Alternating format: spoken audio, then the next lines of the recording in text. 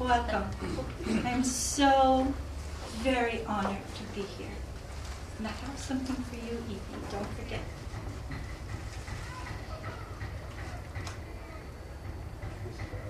My name is Sarah Winnemucca Hopkins. I am daughter to Chief Winnemucca, whose fathers were chief before him.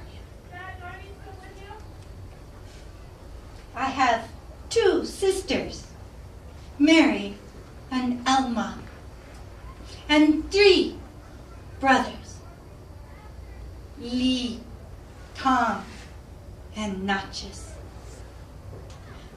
Natchez is also a chief of peace.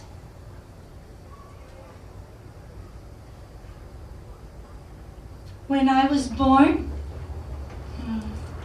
my mother, she called me Somi Toniga. Yes, Somi Toniga. This name, it means shellflower. For the shellflower, it was in bloom when I was born. And my mother, she said that I was as lovely as a flower in bloom. But now, my friends, they call me Sarah. And this name means little mother or princess.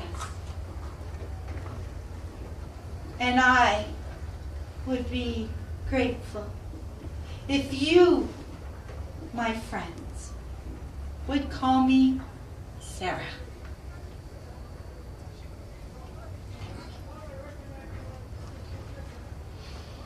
I was born in 1844 on the Humboldt River near the Sink, not far from here. It is here on the eastern side of the Great Sierra Mountains that I have lived my life. Here on a land you now call Nevada, well, I have called this my home.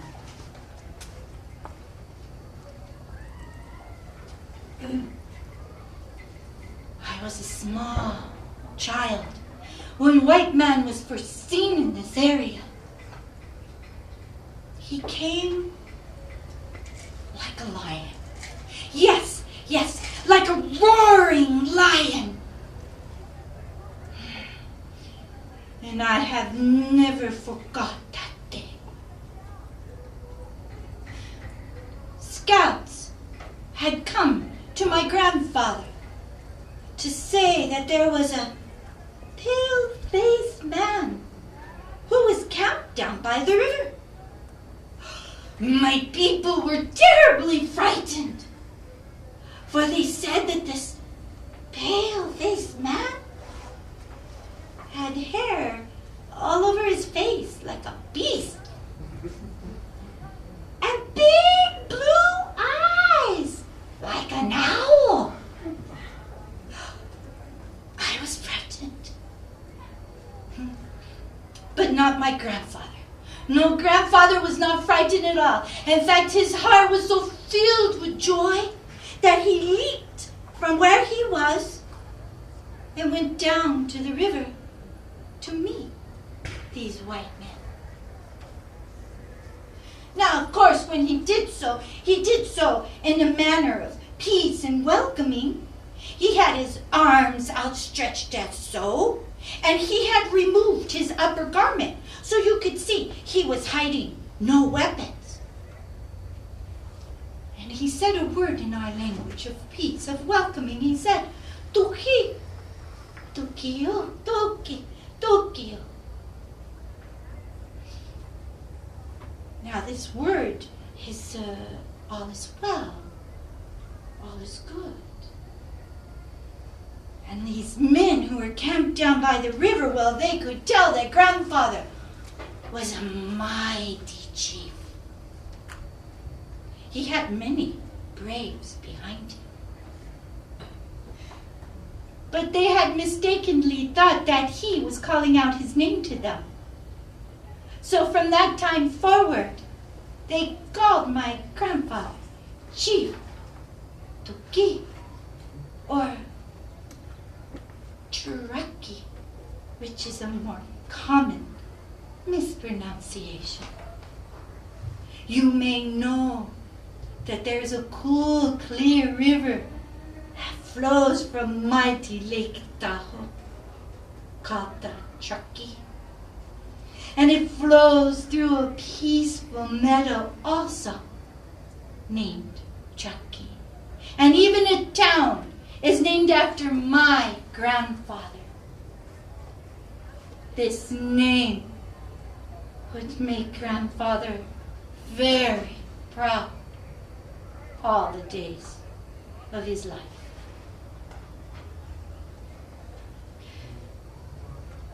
I should probably explain to you that the men who were camped down by the river, this was also a scouting party, and they were looking for passage over the Great Sierra Mountains into California. The man who led it, his name, General Fremont. But of course, back then, he was only a colonel. Grandfather would help them find passage into California and would stay with them for many days until the seasons of snows had come and had gone. Now, this encounter was so important to grandfather for many reasons, but one very important reason was actually because of a story. Yes, an old Paiute story. This story is a story of creation. And the story says, Mother Earth, who we call Stone Mother, she had 4 children, 2 boys and 2 girls. One couple, a boy and a girl, were white, and the other couple, one boy, one girl, of course, were red. Now, when they were small, they were raised in peace and love and security, learning the ways of Great Spirit. But as they started to grow, their ideas on how one should live their life began to differ from each other. These differences were so great that the brothers began to argue amongst each other over who was right and who was wrong. I will not debate that today. But let's just say that these differences caused great fighting between the two, constant arguing, and it so annoyed Mother Creator that she did what most family and parents do when their children bicker and fight all the time. So she separated them. She scooped up the red couple and left them here on this land we now call Turtle Island. And she said to them, grow, become many, and be happy. And they did. Then she scooped up the white couple. She took them to a land far away on the other side of great waters, to a land that flowed with milk and honey. And she said to them, grow, become many, and be a mighty nation. And they did. Grandfather would always add to this story that one day his brother would return to this land. But the differences were never resolved. The animosity between the brothers still remained. So, upon hearing the white man had returned, his heart was filled with joy, for he felt honored that he and his good Paiute people would be the ones to repair the enmity between the two brothers and bring the families of mankind together in peace. This peace he asked of his good Paiute people. And this message of peace I have honored with my life.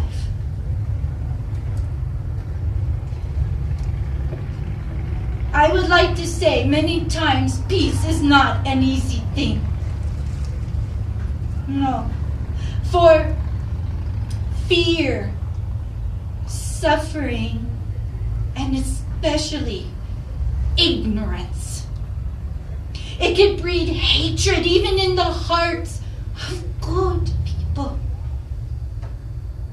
And I have many times wondered, what is it that one little Indian woman can do?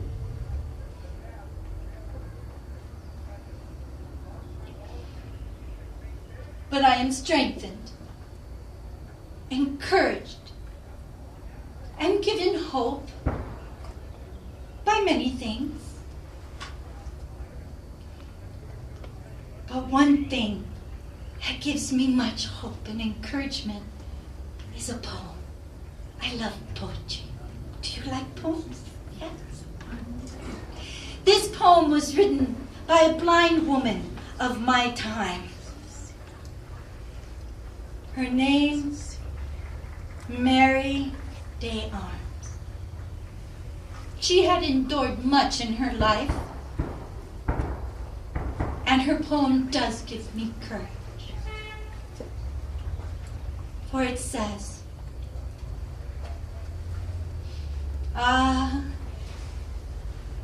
even the darkest night has some gleam of light. A dark wave has bright foam beneath it, and twinkling over even the cloudiest sky is some solitary star to cheer it. So who are we? We should be up and doing with a heart for whatever fate. Still achieving, still pursuing, learn to labor, and then to wait. Beautiful, yes? My fate would be in line with grandfather's wishes, for he felt the way to peace and the survival of our people was that I learn white man's ways. He sent me first into California, where I learned to read and write English with the good sisters Claire of San Jose. I also lived here in Genoa with the Ormsby family, and they perfected my English. But while I was in California, I also lived with many Mexican families, friends that grandfather had made when he fought the Mexican-American War. So yo hablo un poco español también. No muy bien, pero un poquito. I speak a little Spanish as well. Because of my skill with languages and many dialects, my knowledge of the land and traditions of many people, I was hired by the U.S. Army as a mediator, an interpreter, a scout, and a guide. I also opened schools in the area because I felt it was very important that we teach our children white man's words and ideas, not simply by rote, but we help them to understand the importance of their meaning and why they were so important to our brothers and sisters. I also lectured on the many injustices that were going on the reservations, and I did do what I could to improve the conditions there. I lectured from Vancouver to San Francisco, Sacramento, all the way to Washington, D.C., where I met with your great white father, President Hayes. Now, while I was in Boston, I met two beautiful women, wonderful women, a Mrs. Mann and a Miss Peabody. And they helped me to write, to edit, and publish a book in your English language. I am the first Indian, male or female, to publish a book in the English language. And I have a copy of it here.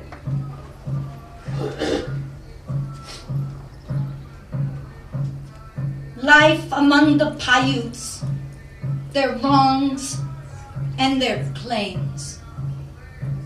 For I wanted to help you understand we're not very different, you and I.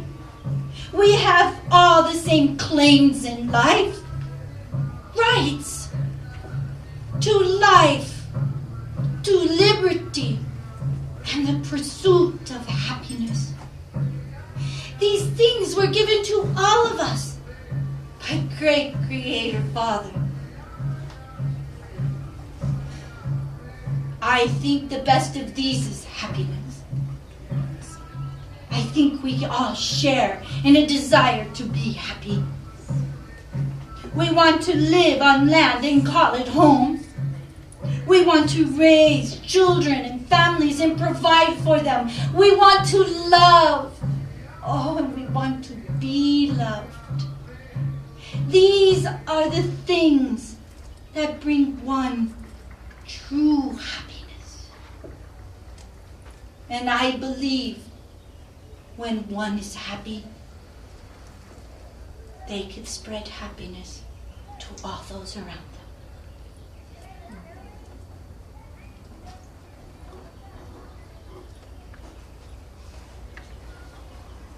I am remembering a happier time in my life when I was very young, and grandfather had taken us into California for the first time. He wanted to show us the many wondrous accomplishments of our new brothers and sisters. And oh my, what wondrous accomplishments I saw indeed. I heard a bell ring for the first time. And I heard a whistle blow. And I thought they were the most beautiful sounds I had ever heard. I saw a house walk all on its own, and another floated upon water. Of course, now I know those as wagons and ships. But back then, these were new and wondrous. I also learned in those days that white men and women, you love your children. I also learned you could sing the most beautiful songs. Oh yes, I would hear songs sung everywhere, popular songs. The settlers would sing them on their wagons, and the soldiers be singing them in the forts. And even we too, as a family, would sing them around the fire, carefully to understand each and every word. One such song so impressed me that even after all of these many years, I remember this song still. And in closing, if you would like, I will share this song with you. Would you like that? Yes. Yeah. It is popular. If you know the words, you may sing along.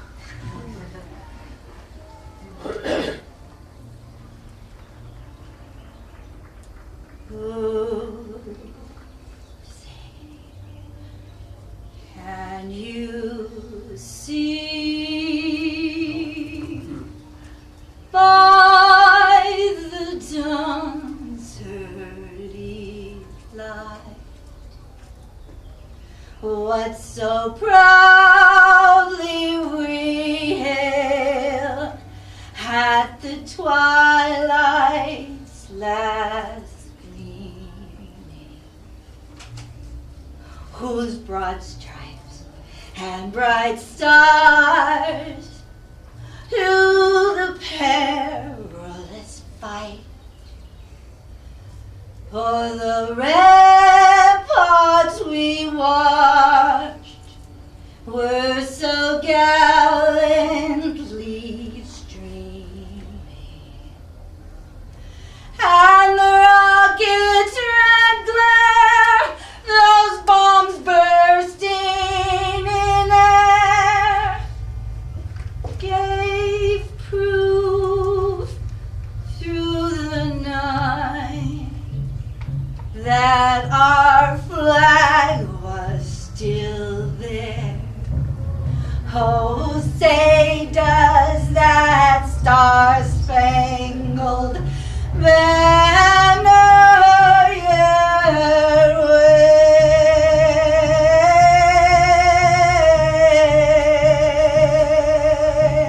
wave for the land of the free and the home of the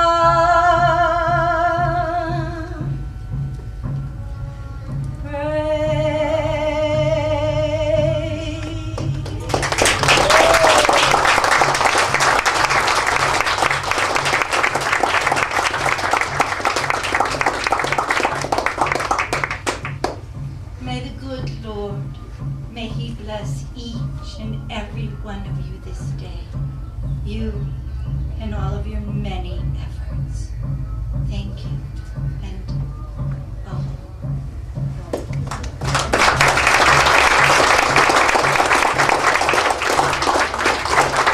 Ever marry and have children, or did she marry? did I marry? Or have Oh, children. not just once, but many times. I want to tell you, my problem is not that I haven't loved, but maybe not always so wisely. I'll tell you. So when I was first hired by the U.S. government as an interpreter, I was wildly popular with the soldiers. Oh, I could ride, I could shoot, I can sing. I was always at dances. My card was always full. And they were so handsome in their uniforms. One particular man was especially striking, and he was courting me. Others as well, one of them Mr. Hopkins. But Mr. Hopkins and I were good friends, and he was a huge asset to me in many ways. And as much as I did really enjoy his company, I married the really handsome one.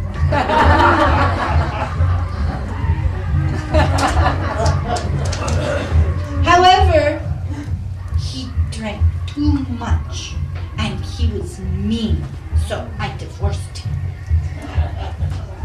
Then my people said I must marry an Indian man. I did, but he too drank too much and was mean. Divorced him too. During my lecture series, I had run into Mr. Hopkins. Of course, after my first marriage, he had transferred to another post. And we rekindled our friendship, and more, and we were married.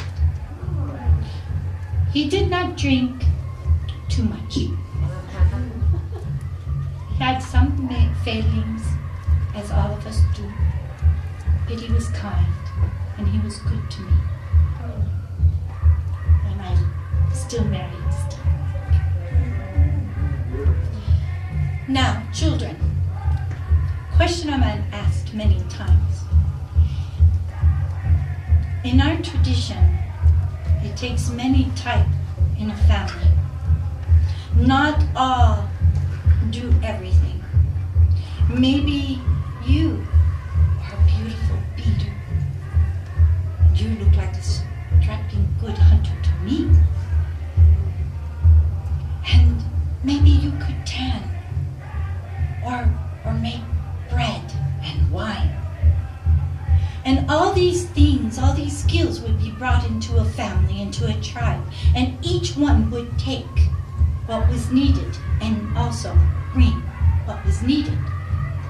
But there always had to be a great father or mother, a leader, one who would take on responsibilities for things being organized and taken care of. Take on the responsibility of talks that were happened between different peoples when they gathered together for meetings and festivals. Powwows is what you call them now. These people were important, but always didn't have time to go out, hunt, cook, beat.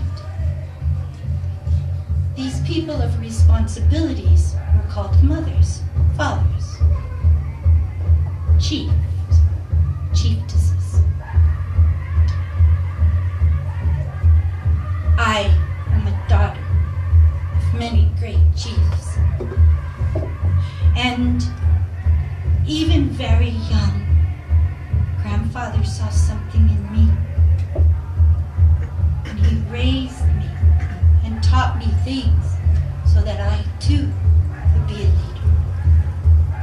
I never had children of my own. Maybe that was a good thing, because it gave me the opportunity to do more for my people than maybe one who'd had children to care for. Although, as a little mother, as a chiefess, I had many children. Any other questions for Sarah? Yes? You speak of your grandfather an awful lot, but you do not speak of your mother and father. Where were they in your life? Oh, very much a part of my life. Although mother, she was massacred with my youngest brother at Mud Flats. And father and I, he's always special in my heart. But I had only a small time to explain to you why Paiutes, and especially Sarah Winnemucca and her brother Natchez, spoke out in peace or for peace in a time of great upheaval, disturbance, and violence. And so grandfather was the main reason for that peace. We all honored, but that story is important. And if you will forgive me but just a moment.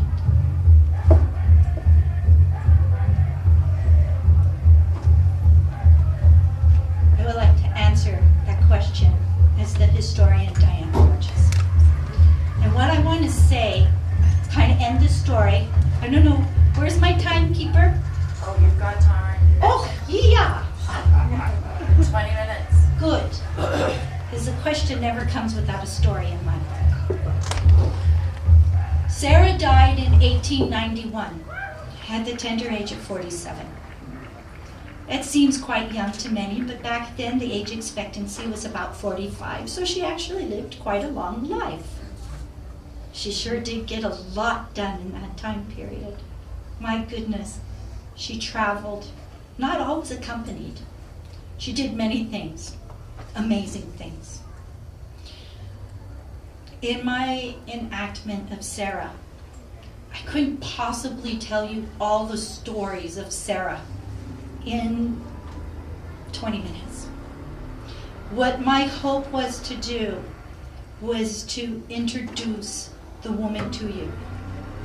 There's tons of information out there. You just have to go on the internet and find tons more.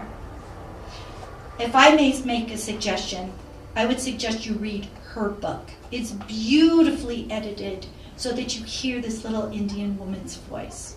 I really like that. Before you see all the other ones, at least you'll get an idea of where she's coming from. I was hoping to introduce her enough and endear her to you as she is to me, so that your curiosity will go out and read more, investigate more, see more. That is my goal. And so I can't say everything I would like to. And as I said, I really didn't have much to say. I woke up and wrote it down, and there it was. As I said, she died in 1891 at 47 in a place called Henry's Lake. Her husband, a few years prior, she was doing the lecture series in the East Coast, Boston area. And her husband had just previously died of tuberculosis. Many of you know that was a very common disease in that time. Towards the end of her lecture series, Sarah was showing signs of the disease. She was fatigued, very tired. So she went to Henry's Lake. Henry's Lake is where Montana, Wyoming, and Idaho kind of come together. And it flows into the Snake River. The Snake River goes into the Columbia River, which ends up in the sea. And she died there at her sister Emma's cottage. What I find very interesting, well, she was buried in an unmarked grave, but that wasn't very uncommon tradition for the peoples. But what is amazing is that the woman died feeling a total failure and alone. You see, she didn't get a chance to realize her hard work, how much she had done to change people's opinions about what was then considered a savage to what we now honor today as a Native American. She didn't get to realize that. I think a lot like her poem. She labored and then she waited. But she didn't see what she did to change public opinion. Oh, granted, there were many other wonderful Native Americans that did great and wonderful things to also add to the change that happened. It wasn't the governments that helped it out. It was the people. And that's what her plan was in writing the book, to change people's thinking, to go to the people, and that's why she did what she did, and she died before she got to see that. The sad thing. When I was in Winnemucca, I didn't get to meet the family, but I had a wonderful librarian that showed me tapes. And it was one of her relatives who was saying that she could feel Sarah's spirit. And it was sad. And it was frustrated because she didn't want her message to be forgotten. And I have taken it as a huge responsibility to make sure it's not forgotten. That's my work in the schools. So I want to thank you very much. And did I answer that question? Any others for Dianna? Or did you want to talk to Sarah again? I've got this ultra personality goes back and forth all the time. Yes. Do you have any connection with the Donner Party or your father? You or your father? Oh, I had time, right? You still do. Okay. I learned this trick, very good trick. Helps me go back and forth. Our people knew that the wagon train had come into the mountain. Oh, I was not one, nor was our people that told them. But we all knew they were there. We had gone up there to see if they were okay after big snows had come. And what we saw they were doing was unspeakable. We had races that had tried such unspeakable thing as living off human flesh. And we would not tolerate it. So when we saw that, we moved on. In fact, it became an understanding amongst the people. The white man was traveling west because they ran out of food on their own. People, yes. They couldn't raise enough children to eat.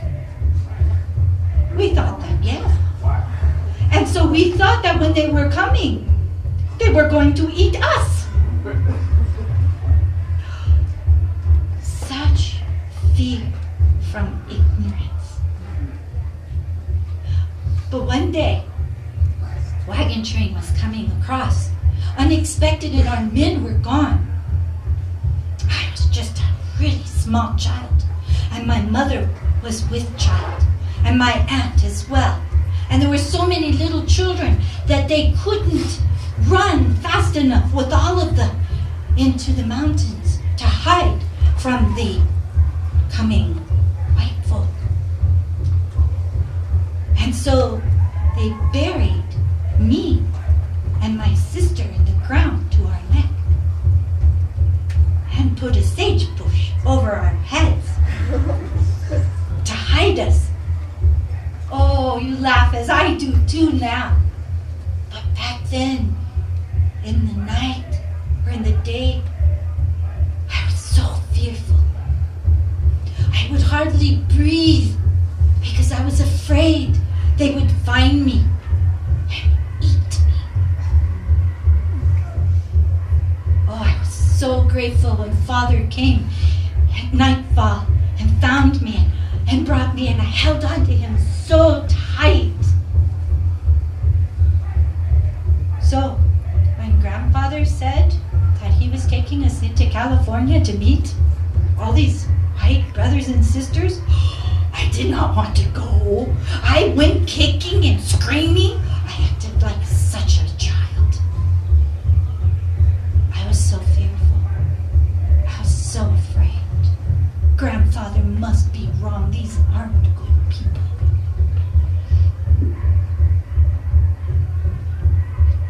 You might have thought differently when I mentioned earlier how after a while I did learn the white men and white women love their children, not just as food.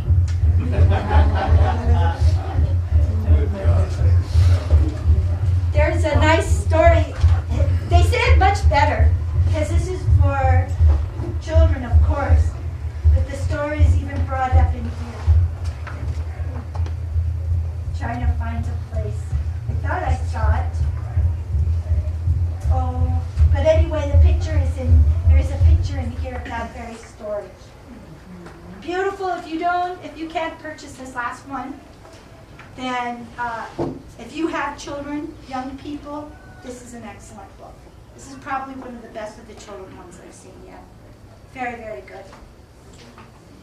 Any other questions? So did I answer that? Donner Party.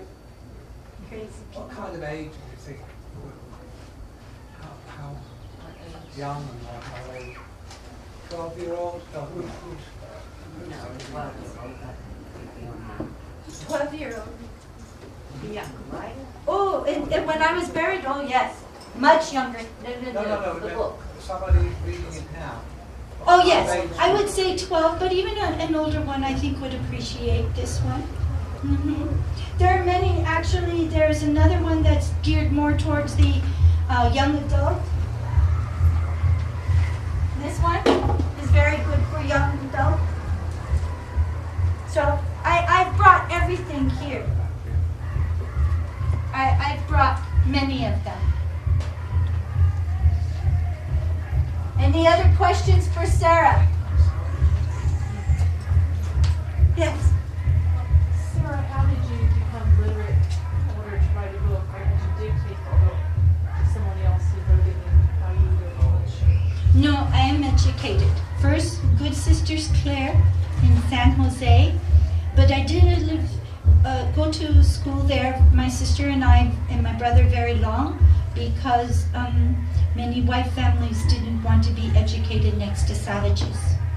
But when I was hired by the Ormsby family, Margaret Ormsby is in the old settlement just yonder. You can speak with her too. She'll speak fondly. But considering what happened after is a pretty good thing, but maybe you don't know that story. They hired me, the Ormsby family, to be a companion for their daughter Lizzie. And in exchange for my work as a companion, she perfected my reading, writing, English skills. So I did write the book. I will say that both Miss Peabody and Miss Mann, who are educators and supporters of the educational system, were instrumental in making sure that the book was edited properly. But I can read and write, which made it important. More when I was hired by General Howard in Fort Vancouver. More important, because I did a lot as far as a mediator there. Yes? Thank you.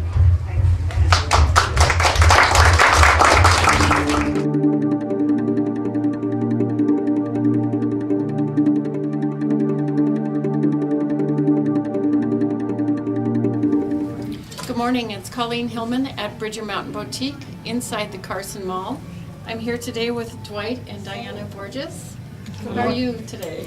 Doing really good today. Doing Yourself? really good. Life is good. Aww. And Dwight, you're going to tell us how your business got started and what your business is. Yeah, our business is the Borges Sleigh and Carriage Rides. Now, the Borges Sleigh Rides was a idea of my parents, Sam and Rosie Borges. They moved up to Lake Tahoe in 1965, the same year that I was born. And it was a growing town, and one of the things that growing towns get is new car dealerships and new restaurants. There's always promotional ideas when to get people to the new businesses. Well, down at what's known as the Y in South Lake Tahoe, there was a new car dealership going into town, and there's a their promotion was they publicized it on the radio and newspaper that they were going to be giving away a pony. Oh my goodness. And so it just happened to be on the same day of my brother Dave's birthday. So we decided to enter the raffle, and so as it comes, the first ticket that was brought up, the name was Susie Weaver. Yeah. Oh, Yeah. no. Unfortunately, everybody was pretty sad, but he had to be present to win. Susie was not there, so they drew another ticket out. It ended up being David Borges. Yeah. Oh, that's cool. And so we were the owners of a Shetland pony, and we named it Little Joe after the famous show of Bonanza. Bonanza, right. And Little Joe, like most little ponies, was mischievous and fun, and we took care of him, and started snowing. And my dad would go, hey, if we get a harness and I can build a sleigh, we can have some fun in the snow with Little Joe, our horse. Yeah. And so Dad was really good putting together a sleigh using postcards and pictures of sleighs, and he made a sleigh enough to pull for Little Joe to pull around the neighborhood. And so that was the essentials, how we started our first sleigh ride. It was just a fun thing to do around the neighborhood. Right. Yeah. So how many could get in the sleigh? Well, Little Joe was a pony, a Shetland Right, pony, he's tiny. so it was mainly just for kids. Oh, And perfect. so we went around to the cul-de-sac and gave rides. And one of our neighbors at the time happened to be a manager of what was known then as the Sahara Tahoe. And it's located right in the state line area. And he goes, you know what, Sam? I bet you a lot of my customers would just love to do this. Why don't you go across the street from the Sahara Tahoe? The Park family owned that land over there. They just keep cattle out there in the summertime. In the wintertime, it just stays vacant. And so why don't you go and ask him if you can use the land and do sleigh rides? And my dad dressed up and went and talked to Brooks Park, who was taking care of all the property then, and shared his idea. And Brooks said yes, we could do our sleigh rides there. And that started in 1967. So And 2 years later. 2 years later, we got another horse, a Belgian, A bigger one. a bigger one. Belgians are usually about a ton, and Little Joe and Molly was the name of the big Belgian. Were given sleigh rides out there for the first 10 years of the business with my dad, Sam. Honestly. And we still operate Belgians. They're great horses, big and strong, very loving, very family oriented. I always like to say they're big and strong, and they've been a wonderful asset to our business, to our lifestyle, our families. And so we're still operating to this day. Almost 45 years, I think we're going, and we're still family oriented or operated. Right. Even our youngest daughter still works. She claims to be working since she was 5, but you know. Maybe 5.5. So are they about the size of a Clydesdale? I don't know. Yeah. Belgian draft horses, Belgians are a breed of draft horse. Uh-huh. There's 4 major breeds of draft horses. Clydesdale is the one that's most famous due to Right. Budweiser, Uh-huh. and they use them in their marketing. Right. They make the best Super Bowl commercials. Yes, they do. They do. And Budweiser horses. the Exactly. Clydesdales are originally from the country of Scotland. Mhm. Belgians are from the country of Belgium. There's Right. also draft horses from France known as Percherons. The biggest of the draft horses are from England, though. They're known as Shires. Oh. And they're all big, strong, pulling horses. Right. That's And what they're- they do. Nice. They work. They work work. hard, and Yeah. they do, and they love it. They really do love it, and it helps to keep them healthy. Being that big, you need real hard work to stay, Exercise, oh. exercise to keep them healthy. So what size is the sleigh now? Is it? Well, we have 7 different sleighs now.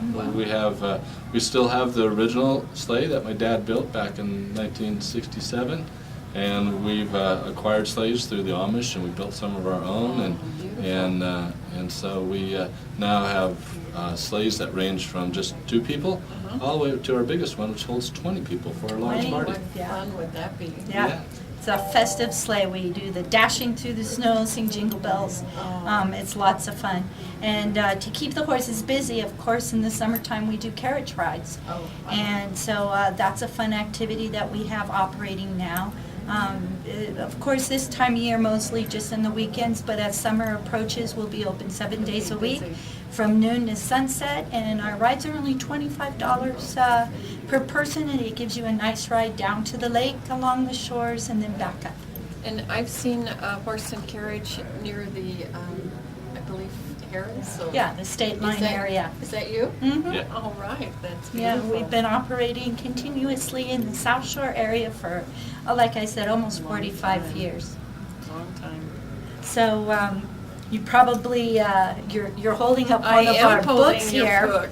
I and- wanted to sleigh rides, and you've written a book about your Yeah. sleigh rides. Can you tell me how you got started to do that? Well, Papa Sam was, besides a tinkerer and an inventor and just an entrepreneur extraordinaire, he was the best storyteller. He could just, I mean, he would just captivate people with these wonderful stories that he would tell. And towards the end, he was, it was getting harder and harder for him to come out and tell his stories.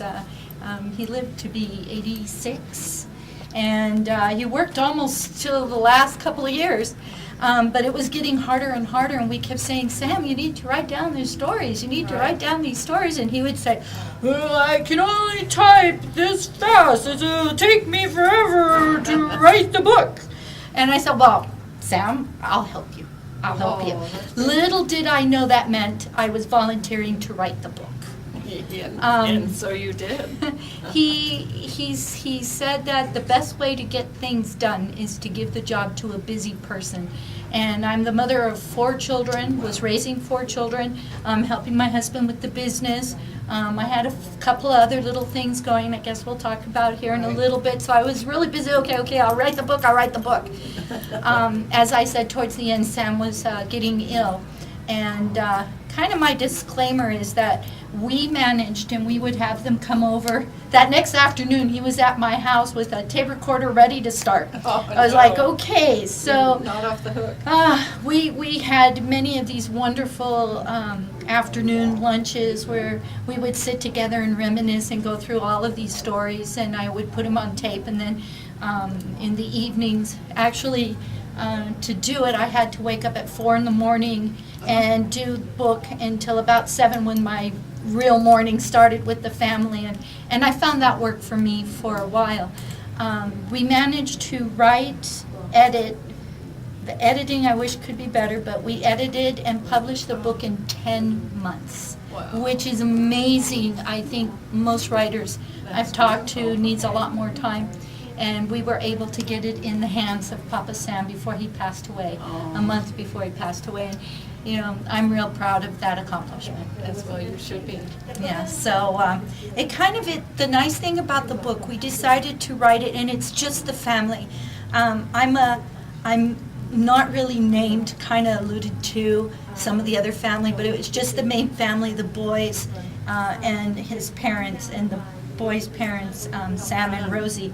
And as Sam comes to work one day at the sleigh rides, he kind of reminisces on how he started the sleigh rides and also his life. He had a very interesting life, of course, depression-type child, born in 24.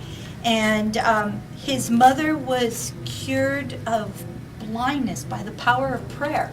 That's what she believed, and I wasn't about to argue with that. No, I wouldn't And argue. so she sold everything, bought Bibles and such, packed up her then 5-year-old son, Sam Borges, and an infant daughter, and traveled across the United States selling Bibles and teaching people about the power of prayer. And that's how Sam was raised until he came to the Central Valley of California. He told his mom at age 13, that many years on the road, he says, Mom, you know, this is your life, this preaching. I want to be a rancher. And so she said, okay, Sam. And at one of the ranches revivals that they stopped when the town, she put up a sign that said, what was it? Boy for rent? I was just going to say child for rent. and Boy they're for all- rent. And that's perfect. he was adopted by a family who had lost their son and needed someone to help with the my ranch. goodness. And that's where he got his start. And then, of course, how he got to Tahoe is an interesting story as well. And so the book is kind of a mixture of his reminiscing between starting the business and starting his life and how it all started. And the amazing, I think, motto of not just the family, their love of history, which is known all through the Tahoe area, but also they're a very strong, loving, loyal family. And I think what I gathered from the whole thing was the motto, strive to be happy. Sometimes it's not always easy, but you know, if you're happy, then it's amazing the stuff you can do. And I think that's what I tried to say in the book. That is so sweet. Thank you. And you alluded to another person in your life, Oh, yes, a very important person. I have a card right here. Sarah Winnemucca. Yes, because of our love of giving tours, and of course, I've been working in the garden. Me too. My hands are a mess. But because of our love of history and giving tours, I started doing this Chautauqua style presentation, and eventually I was asked to do Sarah Winnemucca. I've been doing it now, performing for 10 years.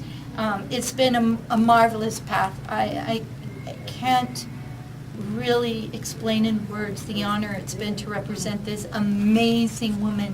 And I thought we had a lot in common, and it's a very nice, heartwarming, kind of motivating speech. Yeah. And 10 years now, and I'm going to be traveling all over the state, especially this year being the 150th celebration of the state of Nevada, our birthday. Sarah is 170. Oh my goodness. And so, She has a couple years on us. yeah. And so I've been very popular. I'm going to Eureka in the fall, and Tonopah has invited me, and of course I do a lot around this area, but probably my favorite is I work a lot in the schools. So I bring Sarah to the 4th graders, and I'm always interested in coming to the schools. I donate my time performing Sarah Winnemucca. And so if you're an educator or administrator and you would like this wonderful woman to come to your school and tell her story, please give me a call. You can reach us at the Borges sleigh rides, the carriages. That is www.sleighride.com, or give us a call at 775-588-2953 if you'd like to have Sarah come out, or you want to go for a sleigh ride or a carriage ride. And we even have little ponies, and we do children's birthday parties. Oh, how sweet. Yes. So do you dress as Sarah Winnemucca and then have a whole different persona? when you Oh, do the yes. Chautauqua? As Chautauqua, you're supposed to be a person, a historical person, that person in that time period. So I have to almost completely forget everything of the 20th and 21st century and try to go back and be someone from the 1800s, which has been very interesting. So being a Chautauquan is not just performing, but it's also understanding and knowing the history of the time period, because that's what you have to portray when you visit or when you're Sarah. And thank you for joining us today. We're at Bridger Mountain inside the Carson Mall. And if you'd like more information about how to acquire this book and how to see Sarah Winnemucca or take a sleigh or carriage ride, please stop by. Thank you.